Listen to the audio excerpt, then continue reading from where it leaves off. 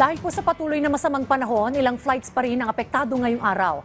Tiniyak naman po ng CAAP na nakahanda silang tumugon sa mga pangailangan. May report si Denise Osorio ng PTV Live. Denise. Dayan, sa kabila ng masamang panahon ngayon, nananatiling normal ang operasyon ng all 44 airports ng Civil Aviation Authority of the Philippines o CAAP.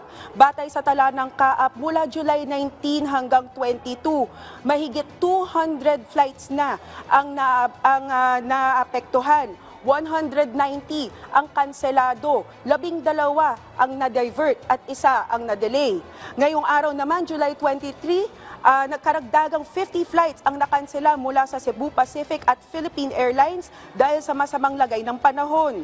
Kabilang dito ang ilang biyahe papunta at pabalik sa Naga, Kawayan, Legazpi, Dumaguete, Bacolod, Cagayan de Oro, Tugigaraw, Zamboanga, at maging sa mga international flight routes gaya ng Hong Kong at Bangkok. Gayunpaman, walang naiulat na mga stranded na pasahero sa mga paliparan.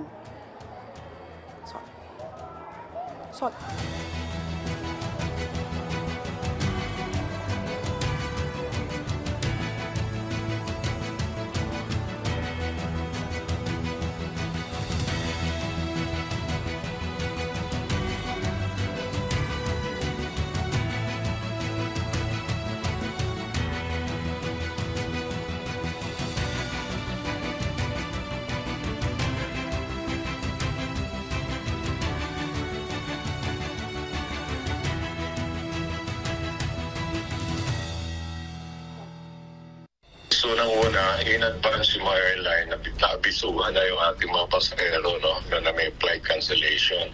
Though may mga natira doong mga na-stranded, isinusuportahan naman ng ating malasakit help desk yan. Ano? We provided meals at saka kung ano yung pangangailangan nila. But as I said kasi, normal operation. So kung may mga recovery flight, naisasakay naman yung mga na-stranded na pasahero.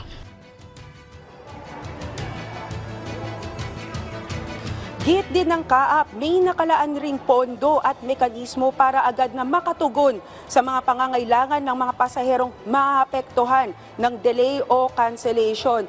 Dayan, payo ng CAAP sa mga babiyahe pa lang ngayong araw na ito, dahil masama nga ang panahon, makipag-ugnayan muna sa kanilang mga airline bago pa pumunta sa mga paliparan upang hindi masyadong maabala. Yan ang pinakahuling balita mula dito sa NAIA 3. Para sa Integrated State Media, Denise Osorio ng PTV. Maraming salamat, Denise Osorio.